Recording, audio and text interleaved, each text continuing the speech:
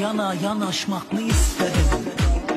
Güle güle gülüşmek mi istedim? Ah, seve sevişmek mi istedim? Elimi tutup kucaklaşmak istedim. Yana yana.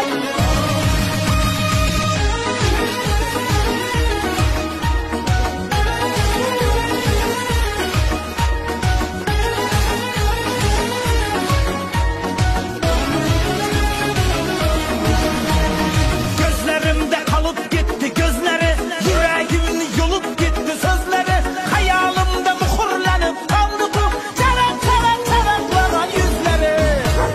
Gözlerimde kalıp gitti gözleri, yüreğimni yolup gitti sözleri. Hayalimde muhurlanıp kaldı bu çarak çarak çaraklanan yüzleri. Yana yana yanaşmak da istedim, güle güle gülüşmek de istedim, seve seve sevişmek de istedim, elini tutup kucaklaşmak istedim. Yana yana yanaşmak da istedim, güle güle gülüşmek de istedim, seve seve sevişmek de istedim, elini tutup kucaklaşmak istedim.